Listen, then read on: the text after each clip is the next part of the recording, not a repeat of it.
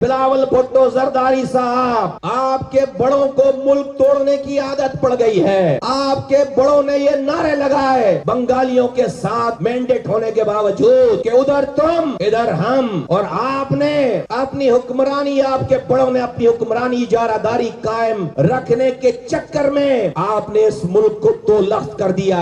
آپ پاکستان نہ کھپے کے نعرے لگانے والے لوگ ہو، اور آپ آج ان کی 3 نسلوں کے بعد جو نئی نسل ہے وہ پاکستان کو عملی طور پر تباہ برباد کرنے کے راستے پہ گامزن ہے۔ یہ معصوم لوگ اور ان سے منسلک کروڑوں لوگ اس کراچی میں اور اس سندھ میں کروڑوں لوگ اس پاکستان کے بنانے چلانے والوں کی اولادیں ہیں۔ ہمارے خون میں پاکستان ہے۔ ہم نے اس شہر سے رو کے تسلط کو ختم کیا، جہاں پر 25 سالوں سے انڈیا کی ایجنسی نے اپنے کارندے بٹھا رکھے تھے۔ ہم نے بغیر ہتھیار کے ان کا مقابلہ کیا اور ان کو نیست و نابود کیا۔ انہوں نے اس شہر کو آگ اور خون میں نہلایا اور آگے بھی نہلانے کی پلاننگ تھی۔ آج اس شہر میں ایک بھی پختون کو مہاجر سے نہیں لڑا پا رہے۔ آج اس شہر میں ایک بھی بلوچ کو مہاجر سے نہیں لڑا پا رہے۔ آج اس شہر میں ایک بھی سندھی کو مہاجر سے نہیں لڑا پا رہے۔ آج اس شہر میں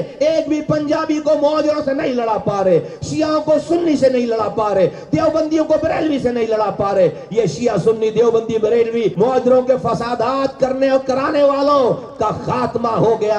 ہاں، لا انفورسمنٹ ایجنسیز نے قربانیاں دی ہیں، لیکن وہ قربانیاں 35 سالوں سے دیتے چلے آ رہے تھے۔ ان کے ساتھ آج تک ہم سے پہلے کوئی محب وطن لوگ، نوجوان اپنے لوگوں کو سمجھانے اور کھڑے ہونے والے نہیں ملے تھے۔